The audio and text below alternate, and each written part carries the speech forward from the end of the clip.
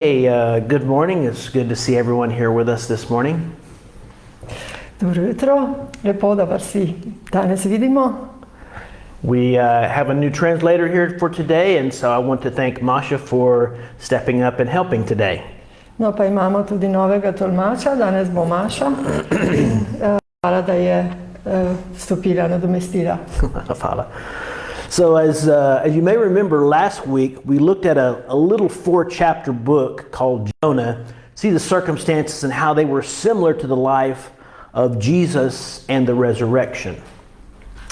Kot se morda spomnite, smo prejšnji teden si ogledali majhno Jonovo knjigo, ki ima 4 poglavja, da bi videli, kako so bile okoliščine njegovega življenja podobne Jezusovim vstajenju. So this week we're going to look at another little 4-chapter book in the Old Testament to see a picture of Jesus, and it's called the book of Ruth. In ta teden si bomo ogledali še eno knjigo s 4 poglavji v Stari zavezi, da bi videli sliko Jezusa. To je knjiga o Ruti. So if you want to find Ruth in your Bible, it'd be the first 5 books of the Bible, then you go to Joshua, then next is Judges, and then the little book of Ruth. No, če hočete najti te knjige, je tako v Bibliji. Najprej imate prvih 5 knjig, na to so knjige Jošue, na to sodniki in na to Ruta. So the little book of Ruth, it's a wonderful book. Ta mala knjiga o Ruti je res čudovita knjiga. So in the beginning it's got some time of sadness, then it turns to bitterness, but in the end there is triumph. No, to je čudovita knjiga, ki je sprva polna žalosti, ki se potem spremeni v grenkobo, a na koncu pride do zmage. So we're going to read the first 5 verses of Ruth chapter 1, and we're going to see the sadness in that part.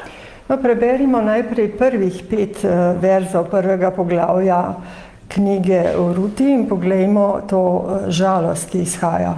So Ruth chapter 1 verses 1 to 5, it says, "Now it came to pass in the days when the judges ruled that there was a famine in the land, and a certain man of Bethlehem, Judah, went to sojourn or to live in the country of Moab, he and his wife and his 2 sons.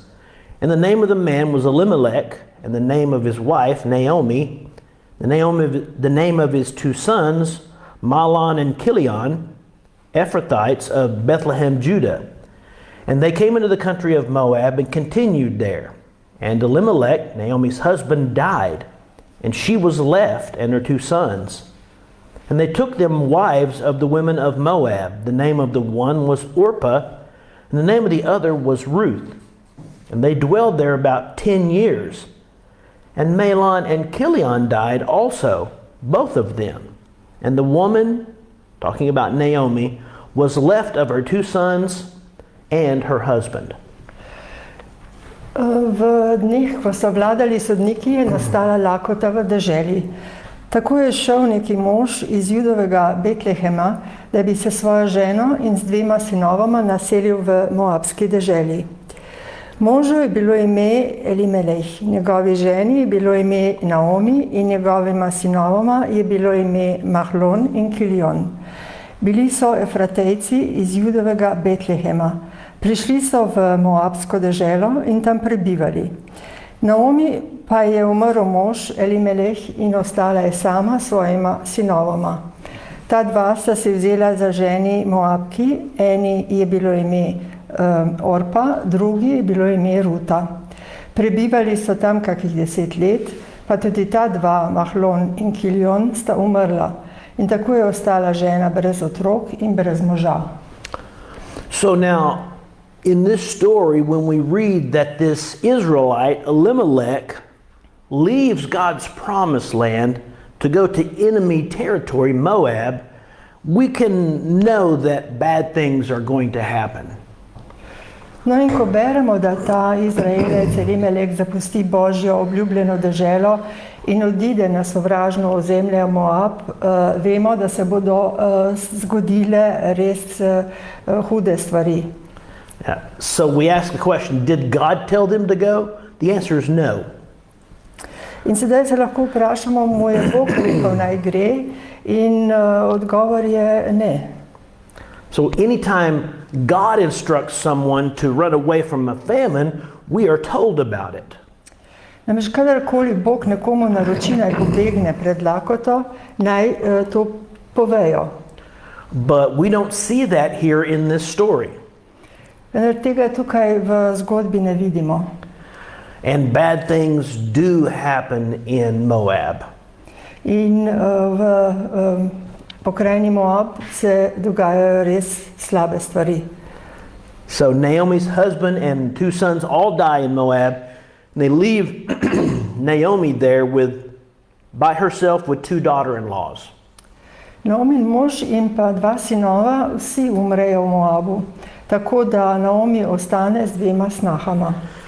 And since she now has no reason to continue to be in Moab, she decides to go back to Bethlehem, back to Judah in Israel.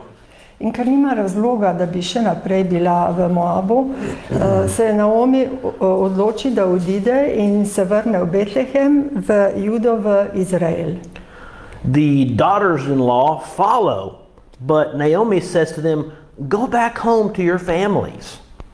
Snahe ji sledijo, ampak Naomi jim reče, vrnite se domov k svojim družinam. But they protest and they say that they want to go with her. One pa protestirajo in pravijo, da želijo iti z njo. She eventually says, "Look, I have no more sons that you could marry. I don't even have a husband." Ona pa pravi, glejte, nimam več sinov, s katerimi bi se lahko poročila. Sploh nimam moža. She ends by saying, essentially, "It breaks my heart for your sakes that the hand of the Lord has been against me." In v bistvu konča z besedami, v bistvu se mi lomi srce zaradi vaju, zaradi vas, zaradi tebe, da je bila Gospodova roka proti njej. So now we're going to read in Ruth chapter 1 verse 14. This is the response of the daughter-in-law. In tukaj bomo sedaj prebrali odgovor snah v Ruti, prvo poglavje, vers 14. And they lifted up their voice and cried again, and Orpah kissed her mother-in-law, but Ruth clave, or she held tightly unto her. Tedaj sta spet povzdignili svoj glas in zajokali. Potem pa je Orpa poljubila svojo taščo in se vrnila. Ruta pa se je držala. Naomi begged her to go home, but Ruth would not leave Naomi. Naomi jo je rotila naj gre domov, vendar pa Ruta ni hotela zapustiti. And here is Ruth's response in chapter 1 verse 16. In tukaj je tisto, kar je Ruta povedala v odgovor, in sicer prvo poglavje, vers 16. It says, "And Ruth said, please don't make me leave you or to go home from following you. For where you go, I will go, and where you live, I will live. Your people shall be my people, and your God shall be my God." Ruta pa je rekla, ne sili me, naj te zapustim in odidem od tebe. Kamor pojdeš ti, pojdem jaz. Kjer boš prenočevala ti, bom prenočevala jaz. Tvoje ljudstvo bo moje ljudstvo in tvoj Bog bo moj Bog. So we see Ruth's faithfulness and devotion to Naomi were truly remarkable. In tu vidimo, da sta bila Rutina zvestoba in predanost Naomi res izjemni. She was willing to leave behind her homeland, her family, and everything that she ever knew to follow Naomi to this foreign land. Pripravljena je bila zapustiti svojo domovino, družino in vse, kar je poznala, da bi sledila Naomi v tuji deželi. So when Naomi saw that she could not convince her to go back to her family, she allowed her to go with her to Bethlehem. Naomi je tako videla, da je ne more prepričati, zato ji je dovolila, da gre z njo nazaj v Betlehem. When she arrived back in Bethlehem, all the people were surprised and said, "Is this Naomi?" In ko je prispela nazaj v Betlehem, so bili vsi ljudje presenečeni in so rekli, ali je to Naomi? So Naomi, showing her bitterness against God, said that they should not call her Naomi, but they should call her Mara, which means bitterness. Naomi, ki je pokazala svojo zagrenjenost proti Bogu, je rekla, da je ne smejo klicati Naomi, ampak naj bo njeno ime Mara, kar pomeni zagrenjenost. Because in her words in verse 20 of chapter 1 it says, "The Almighty has dealt very bitterly with me." Kajti, če si pogledamo njene besede in verze, v 20. verzu pravi, da je vsemogočni z menoj zelo grenko ravnal. So now Ruth and Naomi are back in Bethlehem and they really have no money, they have nothing to fall back on, so Ruth begins to go out into the fields to get anything that she can to provide food for them. In zdaj, ko se je vrnila v Betlehem in ker ni imela denarja, ker ni imela ničesar, Ruth začne pobrkovati na poljih, da bi lahko imeli hrano. So it was an established law in Israel during the time of harvest that a person would not harvest all of the field when they were doing the harvest. They would leave some for those less fortunate. Namreč v času žetve v Izraelu je bil eden od zakonov danih Mojzesu, da oseba, ki je bila lastnik njive, ne bo požela vsega. Nekaj naj bi ostalo za tiste manj srečne, za vdove in tako naprej. So in the providence of God, Ruth happened to go to a field who was a kinsman of Elimelech, and his name was Boaz. In po Božji previdnosti se je Ruta slučajno znašla na njivi Elimelekovega sorodnika, ki mu je bilo ime Boaz. And if we read in Ruth chapter 2 verse 1, it says that Boaz was a mighty man of wealth. No, če si preberete knjigo o Ruti, drugo poglavje, prvi vers pravi, da je bil on mogočen in bogat človek. So as Boaz saw Ruth out in his field, and after he understood that she was Naomi's daughter-in-law, who had been so loving and taking care of Naomi, he told her not to go to any other field. And he even gave his own harvesters instructions to leave some, the Bible says, handfuls of purpose for her. In ko je Boaz videl Ruto na svoji njivi in ko je razumel, da je Naomina snaha, ki je bila tako ljubeča in skrbna za Naomi, je rekel, naj ne hodi na nobeno drugo njivo kot na njegovo in celo naročil svojim žetvecem, naj pustijo peščice namen zanjo. So now after spending the whole day out in this field, she arrives back at Naomi's house, and Naomi wonders how Ruth could have gathered so much at this time. No in potem, ko je pobrkovala na polju, se je vrnila v Naomino hišo in ta se sprašuje, kako je lahko Ruta zbrala toliko. And Ruth tells her that she was in the field of a man named Boaz. In Ruta ji pove, da je bila na polju moža, ki mu je ime Boaz. So this changes Naomi's bitterness instantly to joy and gratefulness to God. In to spremeni kar naenkrat Naomino zagrenjenost v veselje in hvaležnost Bogu. Because Naomi finally understood that God had not forgotten her. Kajti Naomi je končno razumela, da je Bog ni pozabil. Naomi could not have any further children, but there was a kinsman who could redeem Elimelech's possessions. Naomi sicer ni mogla imeti več otrok, toda obstajajo sedaj sorodnik, ki je lahko odkupil Elimelekovo imetje. In the story Naomi calls Boaz, he could be a kinsman redeemer. In v tej zgodbi Naomi imenuje Boaza, ko govori o njemu, pravi, lahko bi bil sorodnik odrešitelj. So we need to ask the question, what is a kinsman redeemer? In sedaj se je treba vprašati, kaj je v bistvu sorodnik, odrešitelj oziroma odkupitelj. So the idea of a kinsman redeemer comes out of the book of Leviticus.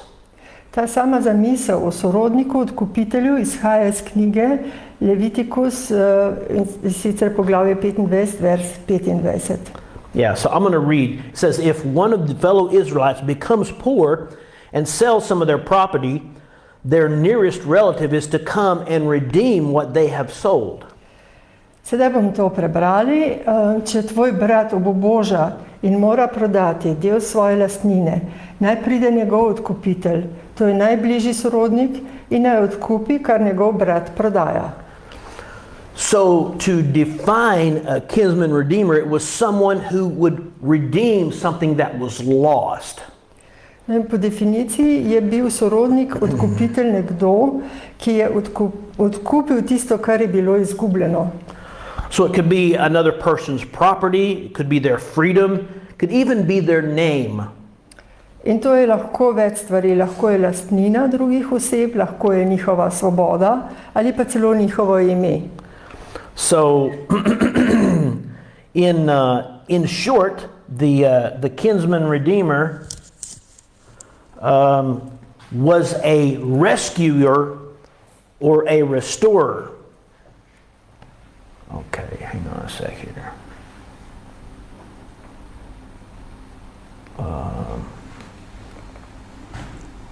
Should go out of his, yeah.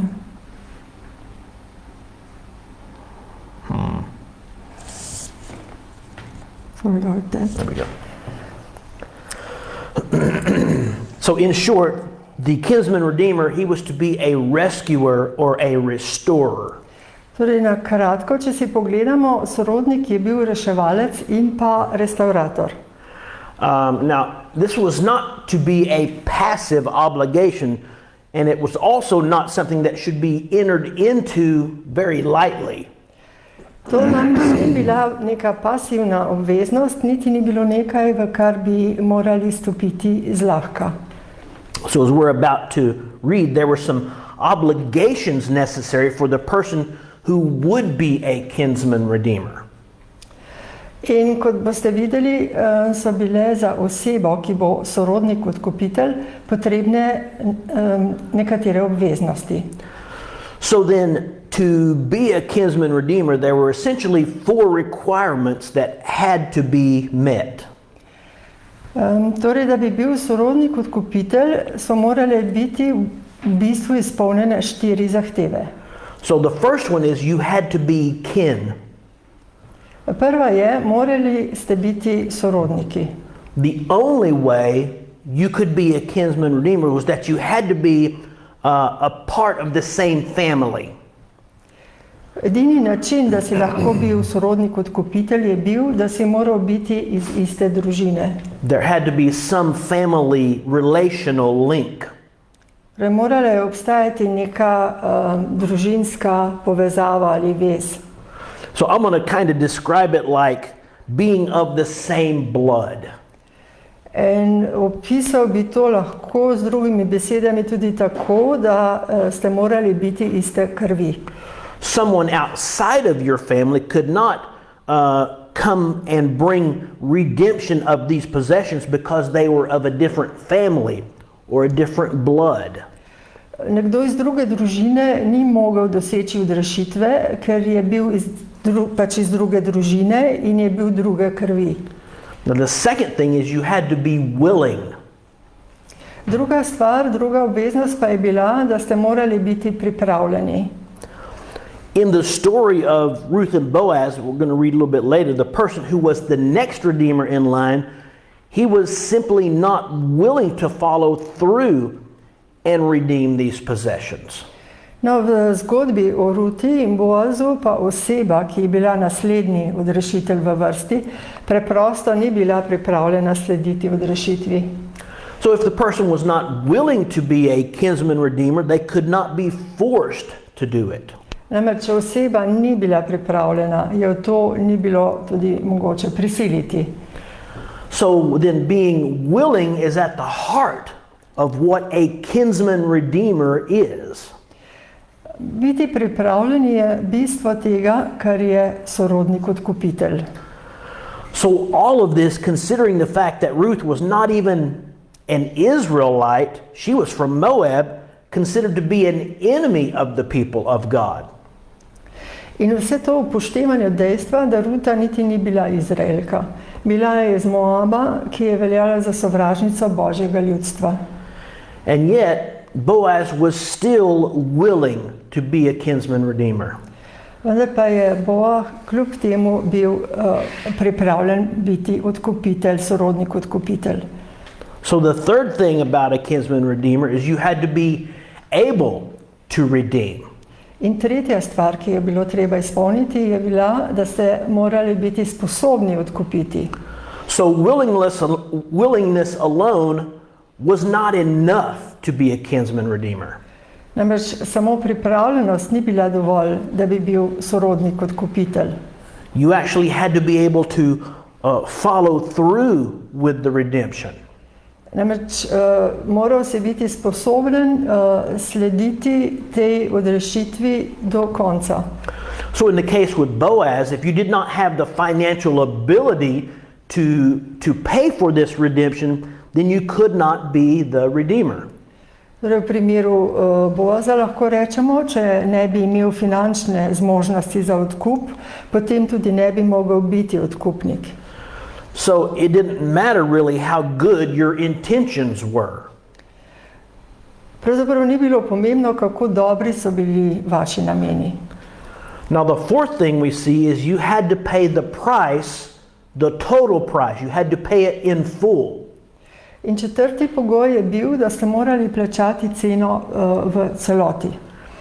So there was no such thing as a partial redemption when it came to being a kinsman redeemer. Torej, ko je šlo za sorodnika odkupitelja, ni obstala možnost neke delne odrešitve ali odkupitve.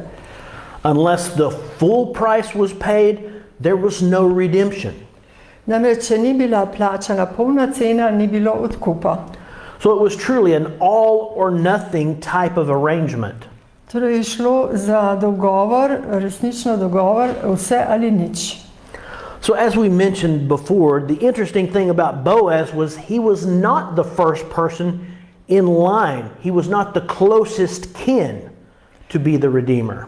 Torej, zanimivo pri Boazu pa je bilo to, da ni bil v prvi vrsti za odrešitelja, torej ni bil prvi v celi vrsti teh sorodnikov.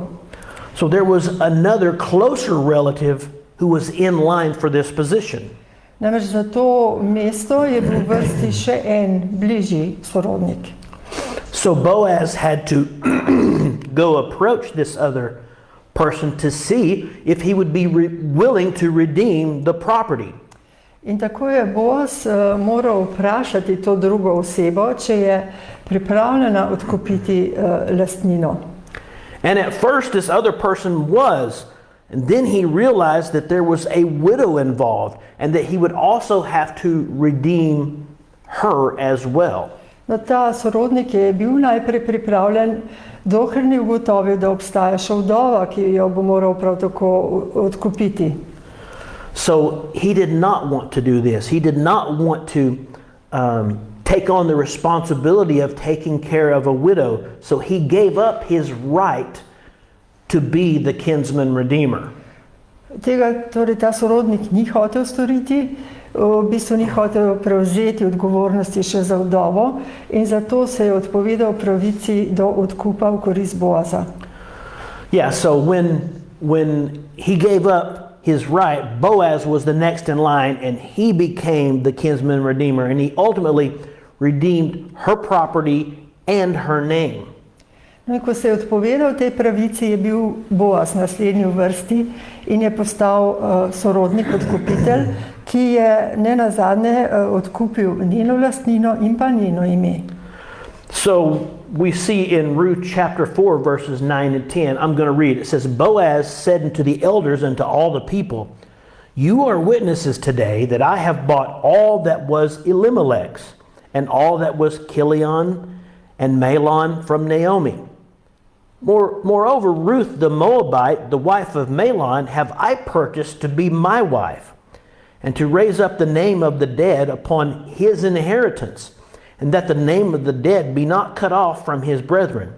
You, talking to the people that were there, you are my witnesses this day.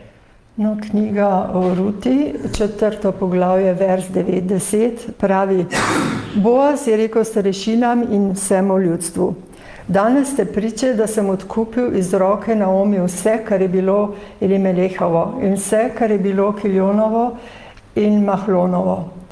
Pa tudi Moabko Ruto, Mahlonovo ženo, sem si odkupil za ženo, da obdržim ime umrlega na njegovi dediščini, da ime umrlega ne bo odrezano izmed njegovih bratov in od vrat njegovega kraja. Danes ste si priče.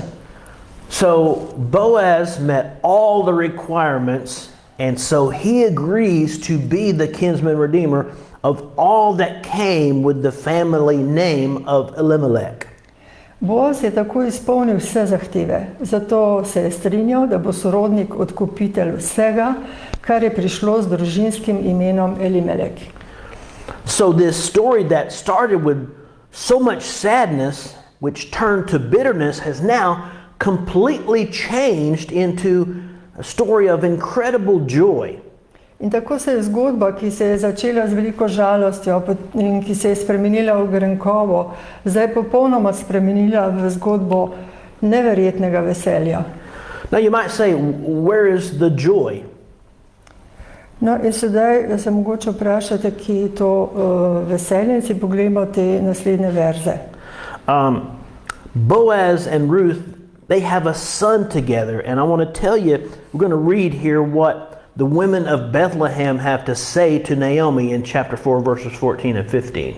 No, Boaz in Ruth sta dobila na to sina in poslušamo, kaj žene iz Betlehema pravijo Naomi v 4. poglavju, verzi 14 in 15. It says, and the women said unto Naomi, Blessed be the Lord, which has not left you this day without a kinsman, that his name may be famous in Israel.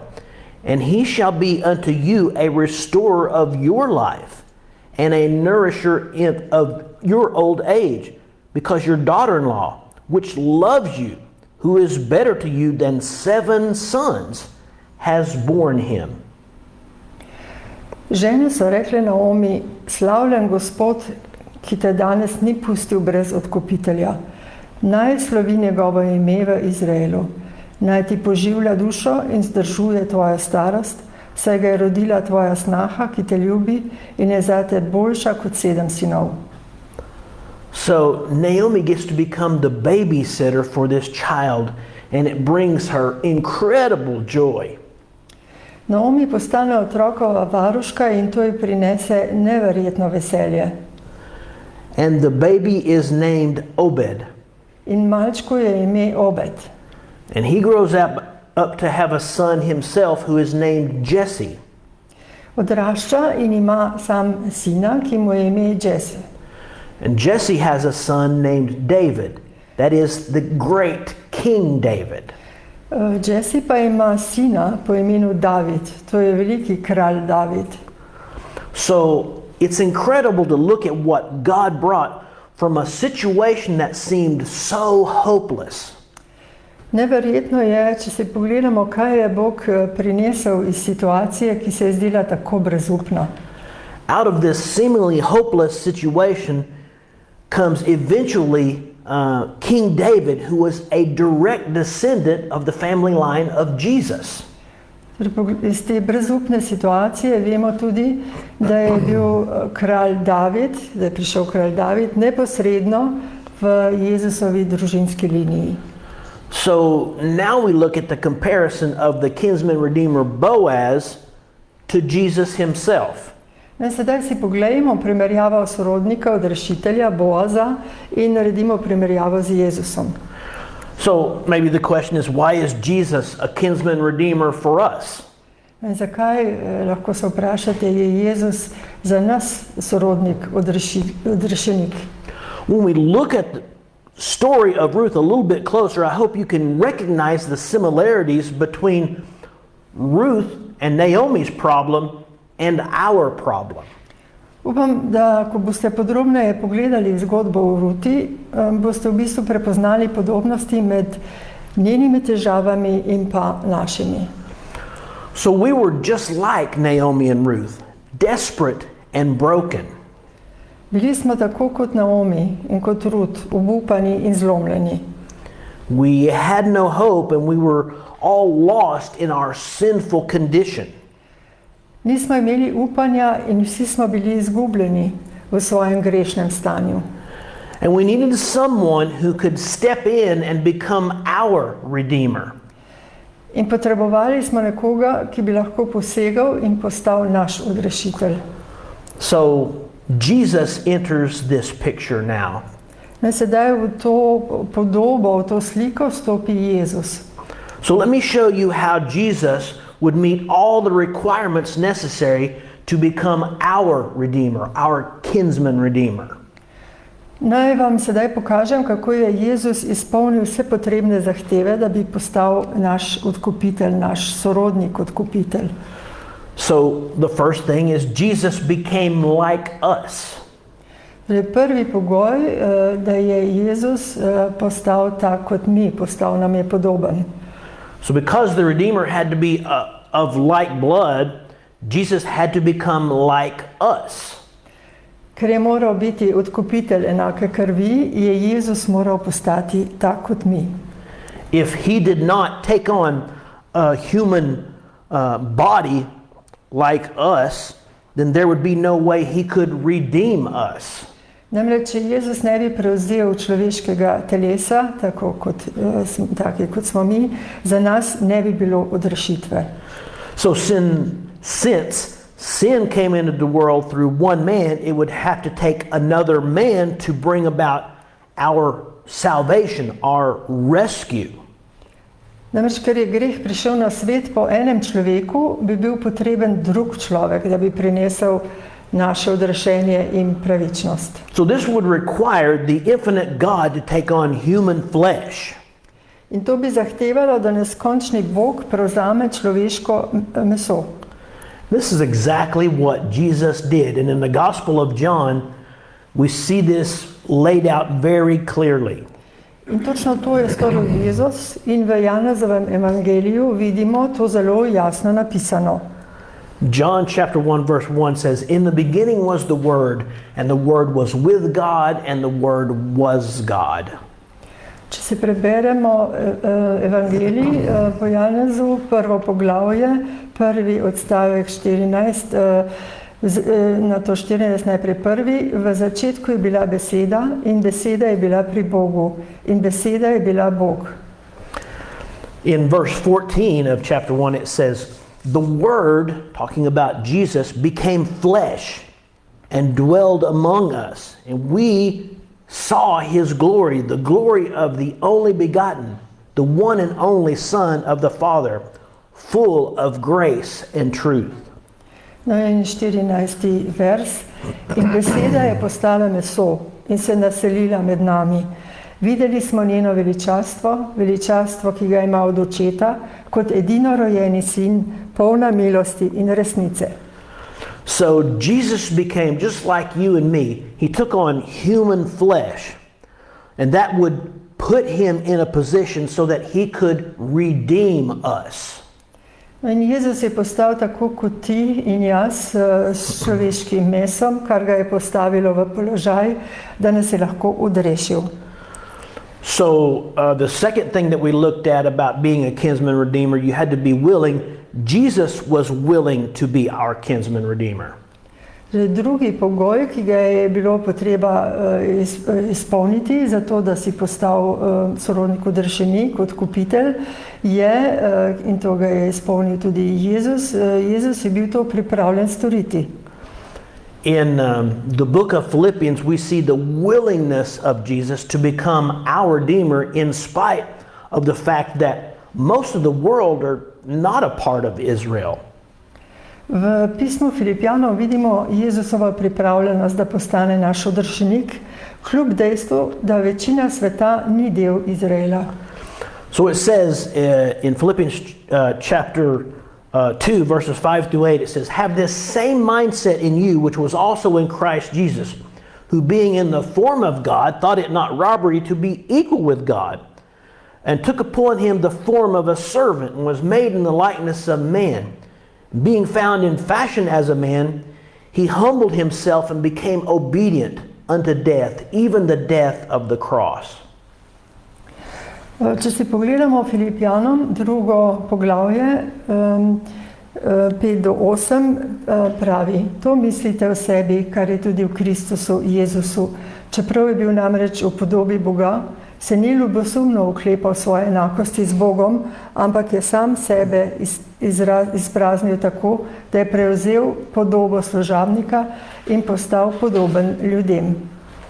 He said even further in John chapter 10, verse 18, "Nobody takes my life from me. I lay it down willingly, and I have the authority to lay it down and the authority to take it up again. This command I received from my Father." In potem naprej: "Po zunanjosti je bil kakor človek in sam sebe je ponižal tako, da je postal pokoren vse do smrti, in sicer smrti na križu." In sedaj evangelij po Janezu, poglavje 10:18.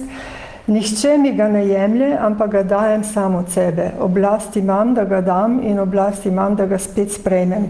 To naročilo sem sprejel od svojega očeta." So Jesus gave up his life as a sacrifice of his own free will. Torej, Jezus se je odrekel svojemu življenju kot žrtvovanju po svoji svobodni volji. Nobody forced him to do it. Nihče ga ni prisilil v to. He was willing to be obedient and to see this process all the way through to the end, even when he knew that death was going to be the end. Namreč bil je pripravljen biti poslušen in videti ta proces vse do konca, tudi ko je vedel, da bo to vključevalo njegovo smrt. And again, we know that the majority of the population of the world are not Jews. In vemo, da večina svetovnega prebivalstva niso Judje. So Jesus took another step in being willing to die for those outside of the chosen people of God. In Jezus je bil pripravljen narediti še en korak naprej in umreti za tiste zunaj izbranega Božjega ljudstva. And his death is effective and available for any who would put their faith and trust in what he did. In njegova smrt je učinkovita za vsakogar, ki zaupa v to, kar je storil. So the third thing is Jesus was able to redeem, having the willingness, as we said earlier, means nothing if you did not have the ability to redeem. Torej, Jezus, to je bil tudi tretji pogoj, ki ga je izpolnil, je bil sposoben odrešiti. Torej, gre za pripravljenost, kot smo rekli prej, da to ne pomeni nič, če niste imeli možnost odkupiti. So thankfully for us, Jesus did have the ability to redeem us. Torej, na srečo je bilo tako, da je imel Jezus sposobnost, da nas odreši, odkupi. The death and obedience of Jesus was everything that was needed to bring about the possibility of our redemption. Jezusova smrt in poslušnost sta bili vse, kar je bilo potrebno, da bi prinesli možnost našega odrešenja. So listen to Romans chapter 5, verses 18 and 19. It says, "Therefore by the offense of one," just talking about Adam, "judgment came upon all men to condemnation. Even so by the righteousness of one," talking about Jesus, "the free gift came upon all men unto justification of life. For just as through the disobedience of one man," again Adam, "many were made sinners, so also through the obedience of one man, Jesus, will many be made righteous."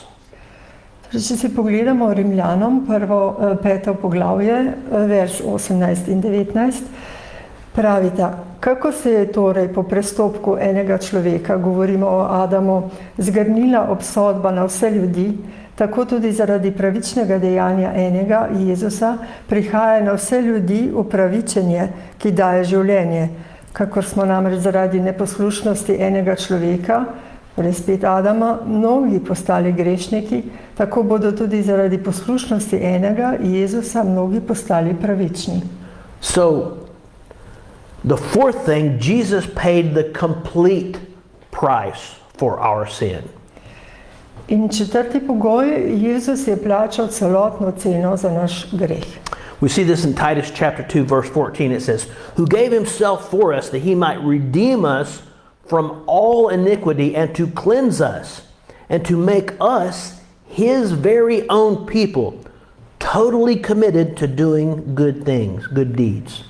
Torej Titu, drugo poglavje, 14. vers, ki je dal sam sebe za nas, da bi nas odkupil iz vse nepostavnosti in nas zase očistil kot lastno ljudstvo, ki je vneto za dobra dela. So the beautiful thing about our redemption is that it's a complete redemption. Torej, čudovita, lepa stvar pri naši odrešitvi je, da je popolna odrešitev. There is nothing else needed to complete it or to bring it to pass except you to believe it and accept the payment already made for you. Torej, nič drugega ni potrebno za dokončanje ali uresničitev, razen tega, da verjamete in sprejmete plačilo, ki je že bilo upravljeno namesto vas. You must put your faith in the kinsman redeemer of your soul. Zaupati moraš v sorodnika, odrešenika svoje duše. So when you believe and accept that, then your sin debt that was owed for your account will be marked paid in full. In ko boste to verjeli in sprejeli, bo dolg za greh, ki je bil dolgovan za vaš račun, označen kot plačan v celoti. So when you think about what a kinsman redeemer is, it is all about something that was lost being purchased back.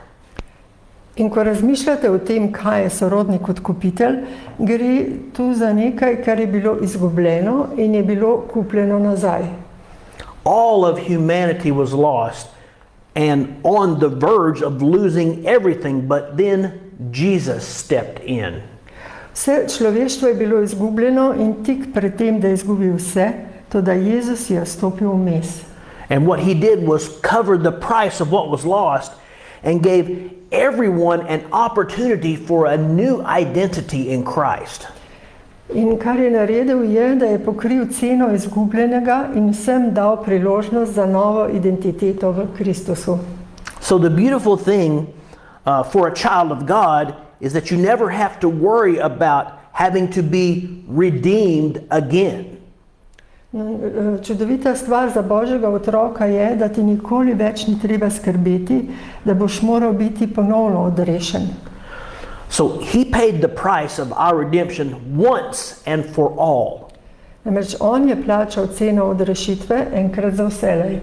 Exactly like Jesus said when he died on the cross, it is finished. Natančno tako, kot je rekel Jezus, ko je umrl na križu, dovršeno je. So maybe we need to ask the question, are you more like Naomi in the land of Moab, where you're desperate, broken, and hopeless? Or are you like the redeemed Naomi back in the land of promise, finding joy and living a life of peace? Torej se morate vprašati, ali ste bolj podobni Naomi v moabski deželi, obupani, zlomljeni in brez upanja, ali ste kot odrešena Naomi nazaj v obljubljeni deželi, kjer najdete veselje in živite življenje v miru. So the difference between those two things was because of the kinsman redeemer, Boaz. Za Naomi namreč se je vse spremenilo zaradi njenega sorodnika, odkupitelja Boaza.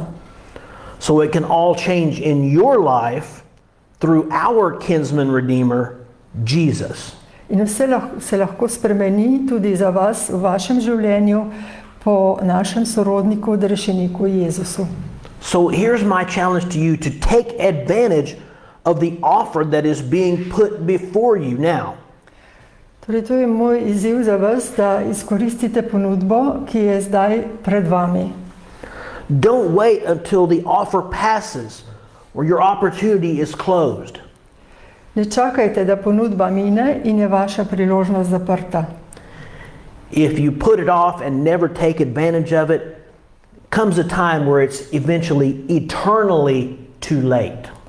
Namreč, če to opustite, če tega ne izkoristite, bo šel trenutek in ko bo vse večno prepozno.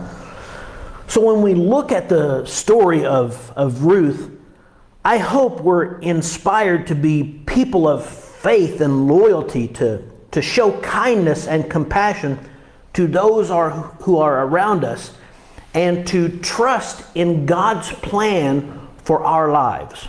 In ko razmišljamo o zgodbi v Ruti, naj nas navdihne, da smo ljudje vere in zvestobe, da izkazujemo prijaznost in sočutje do tistih okoli sebe, ter da zaupamo v Božji načrt za svoje življenja. So I hope we can remember this, that God can use even the most ordinary people to accomplish His extraordinary purposes, and that His love and faithfulness never fails. In velja se spomniti na naslednje, da lahko Bog uporabi tudi najbolj navadne ljudi, da bi dosegal svoje izjemne namene in da njegova ljubezen in zvestoba nikoli ne mineta. So if you're the person who needs hope, you need peace, we would love to help you find that, and we're going to show you what God says in His Word. No, in če ste vi, ki potrebujete mir in upanje, vam bomo z veseljem pri tem pomagali in vas podprli in predstavili Božjo besedo. So if we can help us, please let us know. We would love to help if we can. Torej, če vam lahko pomagamo, če vas lahko na kakšen način pomagamo, se obrnite na nas in pomagali vam bomo. So we're going to end our message today, going to end the video today. Thank you for joining us. We hope that you join us again next week. No in s tem bomo zaključili prenos in ta video. Hvala, da ste bili z nami in upajmo, da se spet pridružite naši skupini naslednji teden.